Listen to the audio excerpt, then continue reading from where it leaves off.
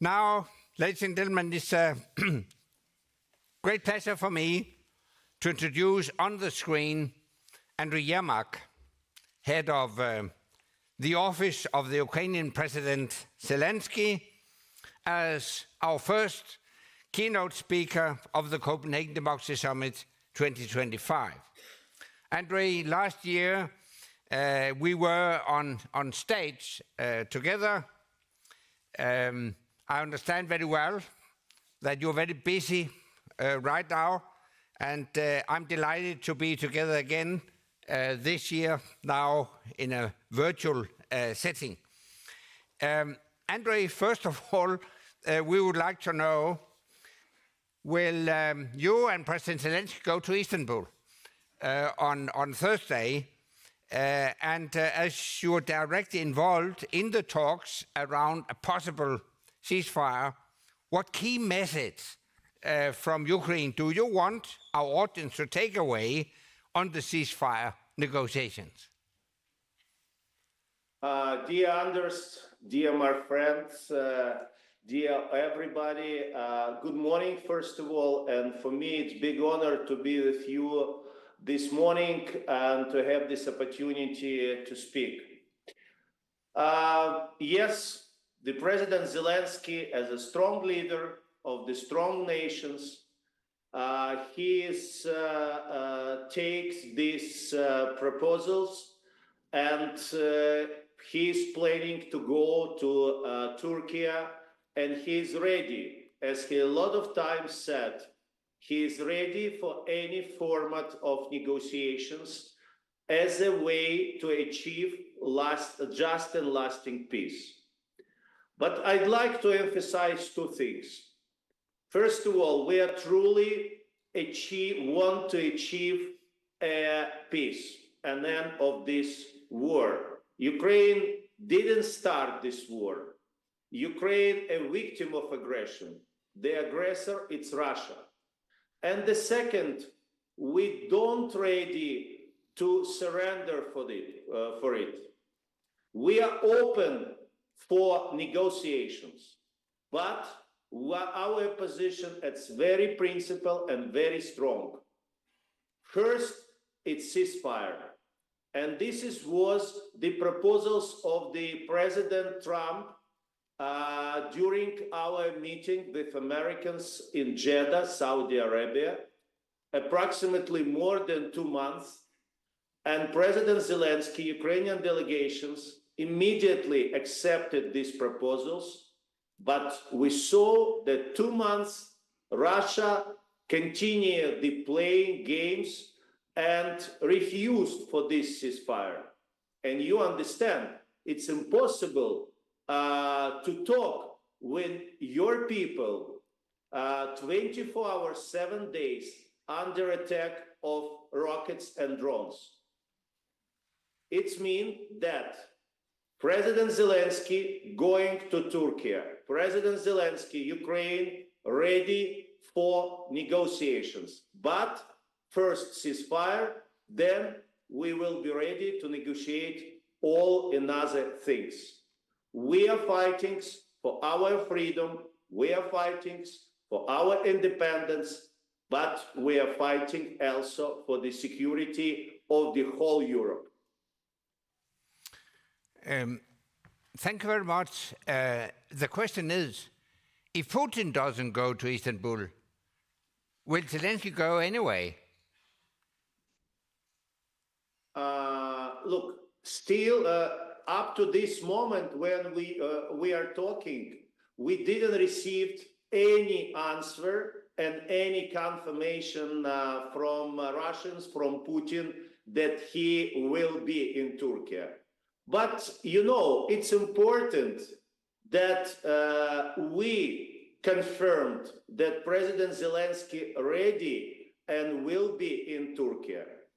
And yesterday's very strong and very clear statements of President Trump was that he is looking that both leaders will be in Turkey. And he is thinking about possibility to come and be present. Yesterday, President Zelensky had the conversation with President Erdogan. President Erdogan confirmed that he is ready to host these meetings. Let's see. I think if President Putin will refuse to come to Turkey, it will be the last signal that Russia don't want to end this war. Russia don't want and don't ready for any negotiations. And reactions of United States and of the whole world have to be very strong. New sanctions, new military aid to Ukraine, because it will be clear demonstration of the position of Putin and Russia. I think here in Copenhagen we fully agree that Putin doesn't have an incentive to engage in negotiations as long as he thinks he can win on the battlefield. So the best way to help Ukraine now would be to arm Ukraine to the teeth so that you will go into those negotiations from a position of strength. Which leads me to a new question. Whatever might be the outcome of this negotiation, I think Ukraine will need security guarantees, will need to be protected against a new Russian attack. What is your expectation as far as security guarantees are concerned? Which conditions would you like to see fulfilled if Europe, for instance, would be to provide those security guarantees? Dear Anders, thank you for your so important questions. And you and me and our colleagues a lot of times and talk and working with the group which we are created together to prepare some recommendation of this issue. Now we have the following situation. First of all, we have long and unfortunately not positive experience during the terms when Ukrainian independence states exist. Unfortunately, Budapest Memorandum, it's not secure our territorial integrity. All another agreements and decisions doesn't work. It means that we are very seriously looking for all proposals and all options which now we have on the table. I can say that for now, we definitely have the list of these security measures and security obligations of our partners. But we in much more better position now because really in the table a lot of different, very interesting and very strong options for the security guarantees. But what I'd like to emphasize, first of all, and you're absolutely right, that the most serious and most strong guarantees, it's a strong, equipped, prepared, trained military forces of Ukraine. And we are working with our partners. We are exactly understand what we need because we are more than 3 years on the war. And we exactly understand what we need to defend our country and to make everything that this or another terrible war never happened again.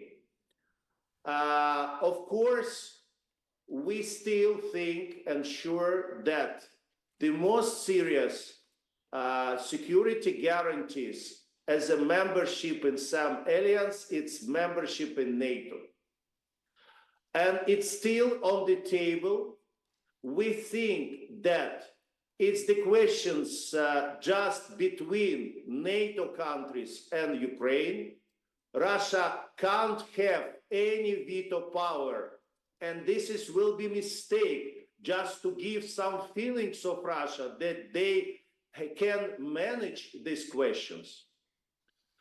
Unfortunately, we see now that not all members of the NATO ready to support the full membership of Ukraine now. But we continue to work. There is a lot of and some very interesting proposals, like, for example, to use the Article 5 for Ukraine without full membership.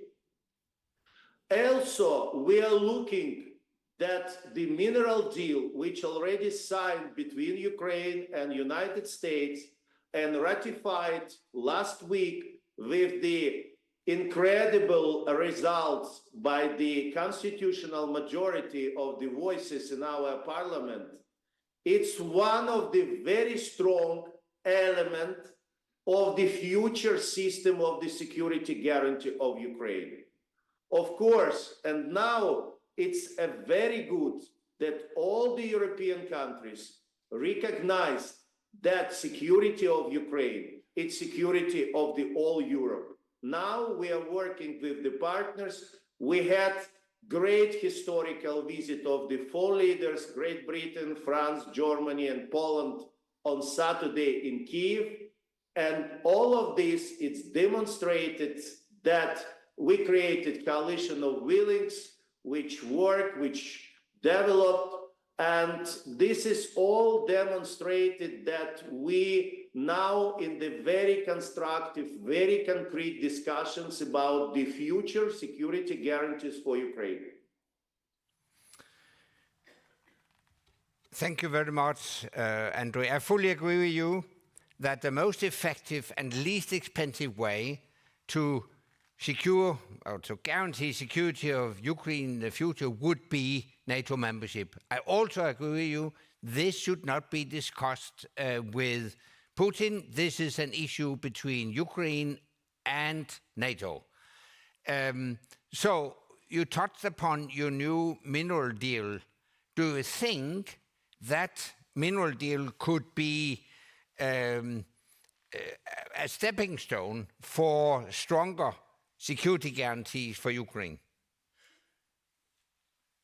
I think that, and this is position of President Zelensky, it's position of Ukraine, we are looking to have with our partners, first of all with United States, the partnership, strong partnership, not for now when we fighting and when we have this terrible war against Russia, but and for the future. And this is a very strong steps forward to build this strong economical partnership with United States as one of the biggest strategic partners of Ukraine.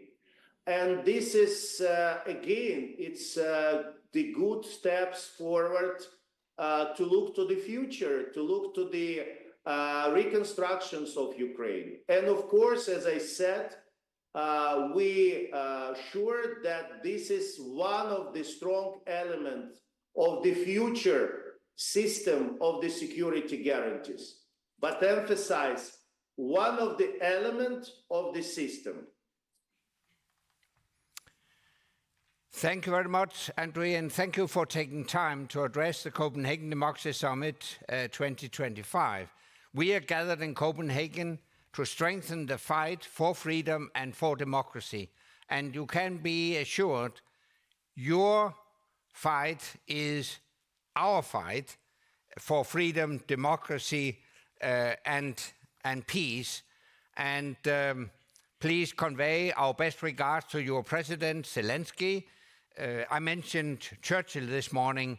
I consider Zelensky a great leader, a Churchill with an iPhone.